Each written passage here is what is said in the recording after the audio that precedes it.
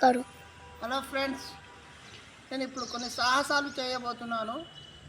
అవి పూర్తిగా వైద్యుల పర్యవేక్షణలో చేస్తున్నాము. దయచేసి ఇలాంటి సాహసాలు మీరు ఎవరు ప్రయత్నించకండి.